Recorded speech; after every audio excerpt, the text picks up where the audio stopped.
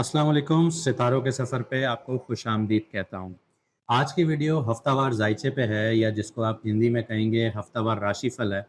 हम इस वीडियो में जानेंगे कि जो चाँद है वो लिब्रा, स्कॉर्पियो और सजिटेरियस के घर से गुजरेगा। तो ये आपके पैसों के मामलात में, आपकी रूहानियत के मामलात में या आपके दीन धर्म के मामलात में या फिर आपके रिश्तों पर क्या असर डालेगा। इसी के साथ-साथ दूसरी जो अहम प्लैनेटरी पोज़ीशंस हैं जैसे राहु है, मरकरी है, वीनस है, शुक्र जिसको कहा जाता है हिंदी में, आपका शनि हो गया, सूर्य हो गया, ये सारे सितारे भी कहाँ बैठे हैं और आपके लिए क्या-क्या लेके आ रहे हैं। इसी के साथ बृहस्पति की भी बात करूँगा जिसको जुपिटर कहते हैं।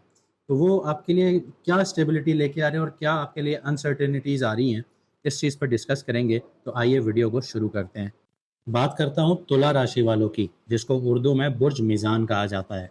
ये हफ्ता आप लोगों की पर्सनल ग्रोथ का है, करियर में प्रोग्रेस का है और इमोशनली खुद को पहचानने का है। सादा लफ्ज़ों में बोलूँ तो आप लोगों को ये जानना है कि आप अपने आप से क्या चाहते हैं, आप मेंटली कहाँ पे खड़े हुए हैं, आप क्या करना चाहते हैं ज़िंदगी में। ये चीज़ें, ये सवाल आप खुद से पूछें। जिस दिन आप ये सवाल खुद से करेंगे तो आप बहुत ज़्यादा क्लैरिटी में आ जाएंगे कि आप कहाँ जाना चाहते हैं, क्या करना चाहते हैं। इसका सबसे अच्छा हल ये है कि आप लोग पेन उठाएँ, एक कागज़ लें, उस पे लिखें, अपने सवाल लिखें जो आप खुद से करना चाहते हैं। फिर बैठकर उन पर सोचें। 1 डेढ़ घंटा खुद को भी दें, दोस्तों को तो देते ही हैं, अपने आप को भी अपना दोस्त समझें। जब आप अपने आप से ये बात करेंगे, तो आपको बहुत ज़्यादा क्लैरिटी होगी। आइए इस हफ़्ते के आपके माली मामलात जानते हैं, पैसों के हिसाब से जानते हैं कि ये हफ़्ता आपके लिए कैसा रहेगा। 17 तारीख को मून आपके पहले घर में होगा रात को ढाई बजे। तो जैसे मैंने आपको कहा कि अपने आप से सवाल कीजिए, तो ये वक़्त बहुत अच्छा है कि आप इसमें क्लियर डिसीज़न मेकिंग ले सकते हैं। अपने लिए बहुत अच्छे फ़ैसले ले सकते हैं। मून आपको सपोर्ट करेगा। लेकिन आपके 6th हाउस में सन है, मरकरी है, वीनस है, राहु है, जो आपको ऑफ़िस पॉलिटिक्स की तरफ धकेलेगा। आप ऑफ़िस पॉलिटिक्स का, आर्ग्यूमेंट्स का, कोलीग्स के साथ लड़ाई-झगड़े का सबब कारण बन सकते हैं।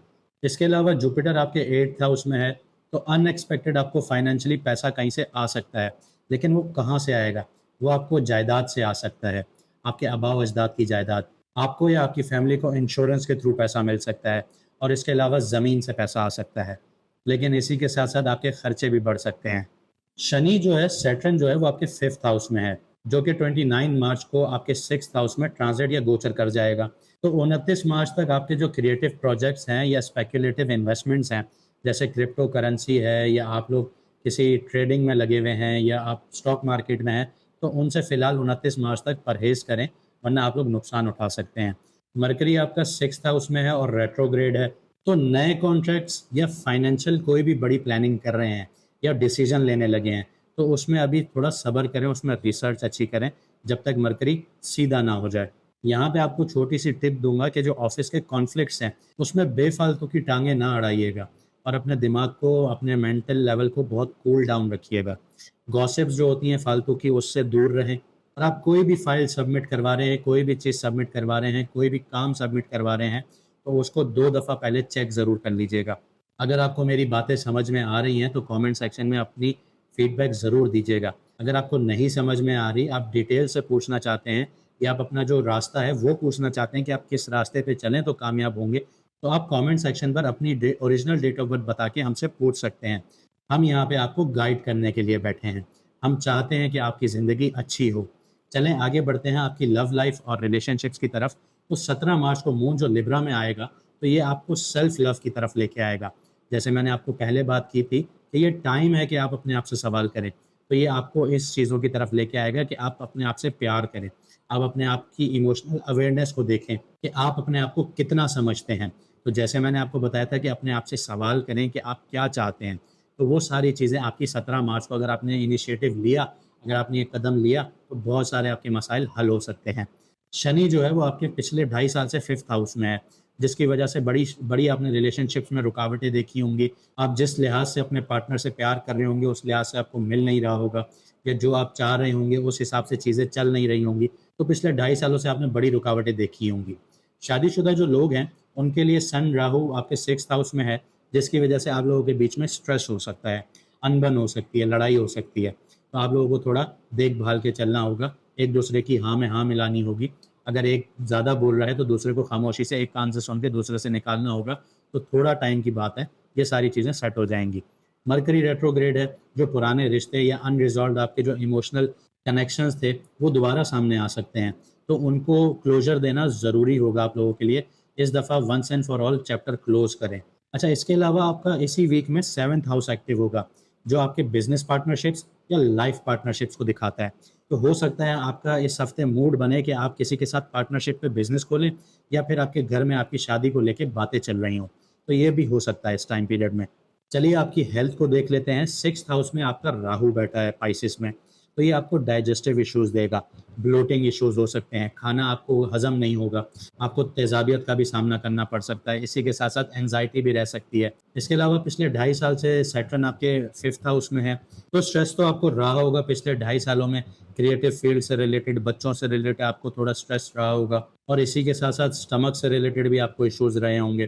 केतु आपके 12th हाउस में है, यानी विर्गो में है, तो इसकी वजह से आपको नींद के मसाइल का सामना रहा होगा। सोते-सोते आपका दिमाग जाग जाता होगा, हर थोड़ी देर बाद अचानक से आँख खुल जाती होगी, ओवरथिंकिंग का आप लोग शिकार रहे होंगे। तो ये सारे मसले-मसाइल आपको केतु की वजह से मिले हैं। यहाँ पे आपको एक टिप देता हूँ कि अपनी रूटीन अच्छी बनाइए, ओवर वर्किंग से बचिए, ज़्यादा काम ना कीजिए, एक टाइम टेबल बनाइए। क्या अपने काम का टाइम चूज़ कीजिए, अपने सोने का टाइम चूज़ कीजिए, इसी के बीच में अपनी रिलैक्सेशन का टाइम चूज़ कीजिए। 1 डेढ़ घंटा मोबाइल बंद कीजिए, किसी पार्क में जाइए, कहीं वॉक करने जाइए, नेचर की तरफ जाइए, समंदर, बीच, आपके पहाड़, अगर आप माउंटेन एरियाज़ में रहते हैं तो पहाड़ों की तरफ जाइए, थोड़ा अपने आप को टाइम दीजिए, नेचर से कनेक्ट कीजिए, अपने माइंड को रिलैक्स कीजिए। जब तक आपका माइंड रिलैक्स नहीं होगा, तब तक आपकी कोई हेल्दी रूटीन नहीं होगी। इस हफ्ते सिर्फ आपको एक ही रेमेडी दूँगा। आप लोगों को इस हफ्ते डार्क ब्लू जैसे कपड़े या ग्रे कलर जैसे कपड़े नहीं पहनने, बस वाइट या हल्के लाइट कलर पहने, ये आपके लिए अच्छा रहेगा। उम्मीद करता हूँ आपने बहुत कुछ सीखा होगा, जो अपनी लाइफ़ को, आप अपनी ज़िंदगी को बेहतर बना सकें जिन चीज़ों से। हमारा मकसद ये बिल्कुल भी नहीं है कि हम दूसरों की तरह आपसे सिर्फ़ पैसे माँगे। हमारा सिर्फ़ इतना सा मकसद है कि हमारी वजह से अगर किसी की ज़िंदगी बेहतर होती है, किसी को हम सदके बताते हैं, उनसे ज़िंदगी बेहतर होती है। हमने देखिए ये नहीं कहा कि आप सदके हमें दीजिए या कुछ पैसे हमें दीजिए, तो हम आपकी तरफ से हम सदके देंगे। नहीं, आप खुद सदके दीजिए, गरीबों को दीजिए। इससे आपको भी ज़हनी सुकून मिलेगा, एक दिल में एक खुशी महसूस होगी, और आपके लिए रास्ते भी क्लियर होंगे। देखें, सितारों से आप अपनी मंज़िल निकाल सकते हैं, रास्ता आपने खुद तय करना है। सितारे सिर्फ़ आपको ये बता सकते हैं कि आपका रास्ता कौन-सा है, उस पे चलना, ना चलना, ये आपके ऊपर है। अगर आप ये समझते हैं कि मैंने आपको जो प्रेडिक्शन दे दी, वो ही होगा आपके साथ, और आप कोई पॉज़िटिव वे में स्टेप्स उठा रहे हैं अपनी ज़िंदगी की तरफ, तो ऑब्वियसली सी बात है आपको पॉज़िटिव एनर्जीज़ अट्रैक्ट करेंगी। तो ज़रूरी नहीं है आपके ऊपर नेगेटिव इम्पैक्ट ही आए। अगर आप इस चीज़ को ये सोच के बैठे हैं कि भाई मैं सो रहा हूँ, मेरी किस्मत में ये लिखा हुआ है कि भाई इस तरह का टाइम आएगा, तो इट्स नॉट पॉसिबल कि वो उसी तरह का टाइम आए। क्योंकि सोने से सिर्फ़ आप अपनी नींद पूरी करेंगे, सपने पूरे नहीं करेंगे। अगर आपको वीडियो अच्छी लगी तो लाइक, शेयर, सब्सक्राइब ज़रूर कीजिएगा। अगली दफ़ा फिर मिलेंगे सितारों के सफ़र पर।